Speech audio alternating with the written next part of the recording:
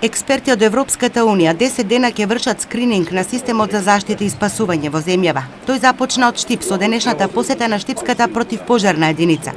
Ова следи по детектираните проблеми во функционирањето на досегашниот систем, а во насока на реформите со кои се отпочнува за воспоставување на нов поефикасен систем на заштита и спасување. Институционалното нефункционирање е проблем во делот на заштитата и спасување.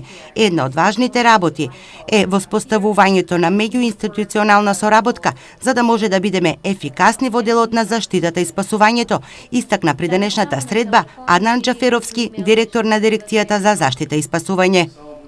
Овој тим наредниве денови ќе донесат ќе бидат на повеќе локации од Македонија и ќе соберат доволно информации за да можат да се донесат заклучоци за во наредниот период да можеме во текот на нашите реформи кои ги отпочнуваме во моментов да добиеме прави насоки. Недостигот на опрема за лична заштита на пожарникарите при секојдневните интервенции засега е најголем проблем со кој се соочува Штипската противпожарна единица. Од тука се надеваат дека наскоро ќе се подобри состојбата на овој план.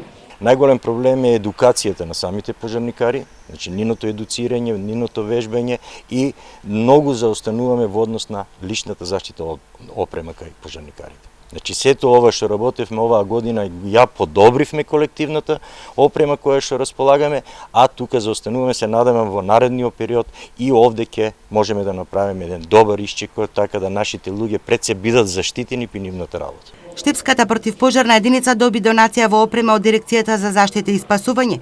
Од општината, по чии ингеренции функционира противпожарната заштита, вела дека очекуваат реализација на проекти со кои со нова опрема ќе се зголеми нејзината ефикасност. Веќе имаме аплицирано заедно со општина Гоце Делчев од Бугарија за ново противпожарно возило. Тоа се пари од средства од Европската Унија, доколку ги добиеме, ние ќе имаме и ново возило за противпожарната единица. Тимот експерти од Европската Унија треба да донесе заклучоци и да донесе насоки за систем за заштита и спасување по европски терм. Делот противпожарните единици изминативе години добиваа по некоја донација во возила и опрема, но најголем проблем за повеќето од нив е застарениот возен парк и недостигот од теренските возила за интервенции на отворен простор.